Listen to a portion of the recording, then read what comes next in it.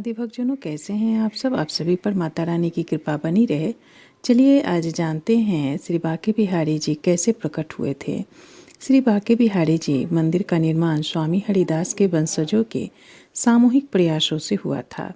वृंदावन में बांके बिहारी जी का विशाल मंदिर है, जहाँ देश विदेश से भक्त सिर्फ उनकी एक झलक पाने के लिए आते हैं। राधे कृष्ण ही हैं श्री बांके बिहारी जी। राधे कृष्ण की भक्ति अनन्य है। विदेश से भक्त सिर्फ उनकी एक झलक पाने के लिए यहाँ आते हैं। किंवदंतियों के अनुसार मार्गशीर्ष माह की पंचम तिथि को बांके बिहारी जी यहाँ प्रकट हुए थे। यह मंदिर पुराने शहर में स्थित है। श्री बांके बिहारी जी मंदिर का निर्माण स्वामी हरिदास के वंशजों के सामूहिक प्रयासों से हुआ था। मंदिर में बांके बिहारी जी की काले रंग की प्रतिमा स्थापित है और इस प्रतिमा में कृष्ण और राधा का मिला जुला रूप समाया हुआ है। इसके पीछे एक बड़ी ही सुंदर और प्रचलित लोक कथा के अनुसार स्वामी हरिदास भगवान श्री कृष्ण को अपना आराध्य मानते थे। उन्होंने अपना संगीत कन्हैया को ही समर्पित कर रखा था। वह अक्सर वृंदावन स्थित श्री कृष्ण की रासलीला स्थली में बैठकर संगीत से कन्हैया की आराधना करते थे। माना जाता है कि जब भी स्वामी हरिदास श्री कृष्ण की भक्ति में लीन होते तो श्री कृष्ण उन्हें दर्शन देते थे। एक दिन स्वामी हरिदास के शिष्य ने कहा कि बाकी लोग भी राधे कृष्ण के दर्शन करना चाहते हैं। उनकी भावनाओं का ध्यान में रखकर स्वामी हरिदास भजन गाने लगे। जब श्री कृष्ण और राधा ने उन्हें दर्शन दिए तो उन्होंने भक्तों की इच्छा उनसे जाहिर की। तब राधा कृष्ण ने उसी रूप में उनके पास ठहरने की बात कही।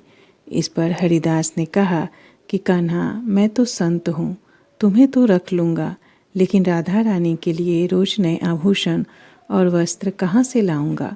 भक्त की बात सुनकर श्री कृष्ण मुस्कुराए और इसके बाद राधा और कृष्ण की युगल जोड़ी एकाकार होकर एक विग्रह के रूप में प्रकट हुई। कृष्ण राधा के इस रूप को स्वामी हरिदास ने बांके बिहारी नाम दिया। ध्रुपद के जनक स्वामी हरिदास का जन्म विक्रम संवत 1535 में भाद्र पक्ष कृष्ण पक्ष की अष्टमी को हुआ था। क्यों भगवान को बार बार ढका जाता है?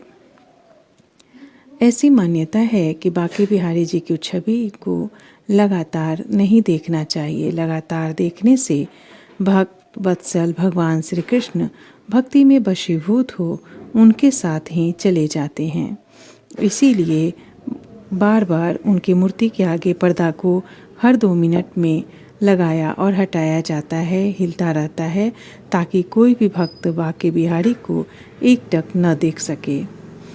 इनकी मूर्ति में इतना आकर्षण है कि लोग उन्हें देखते ही उनकी ओर खींचे चले जाते हैं। साथ ही उनकी आँखों से अपने आप आंसू भी बहने लगते हैं। एक मान्यता के अनुसार एक बार एक भक्त श्री बांके बिहारी जी के दर्शन के लिए श्री धाम वृंदावन आए। तब वह टकटकी लगाए भगवान श्री बांके बिहारी जी की मूर्ति को निहारने लगे। तब भगवान उस भक्त के प्रेम में वशीभूत होकर उनके साथ ही चल दिए। जब पंडित जी ने मंदिर में देखा कि भगवान कृष्ण की मूर्ति नहीं है तो उन्होंने भगवान से बड़ी मनुहार की और वापस मंदिर में चलने को कहा। तब से ही बांके बिहारी जी की मूर्ति पर बार बार पर्दा को लगाने की परंपरा चली आ रही है। बांके बिहारी जी के मंदिर में रोज मंगला आरती नहीं होती है। कहते हैं कि यहाँ निधिवन में हर रात्रि रासलीला के बाद कृष्ण और राधा विश्राम करते हैं और सुबह सुबह आरती करने से उनकी निद्रा भंग होती है। इसीलिए बांके बिहारी जी की मंगला आरती केवल जन्माष्टमी के दिन ही होती है। इसी प्रकार केवल शरद पूर्णिमा के दिन ही श्री बांके बिहारी जी को बंसी धारण कराई जाती है। केवल श्रावण तीज के दिन ही ठाकुर जी झूले पर बैठते हैं और उनके चरण दर्शन भी केवल अक्षय तृतीया के दिन ही होते हैं। इन दिनों में ठाकुर जी के दर्शन के लिए बड़ी संख्या में लोग उमड़ते हैं।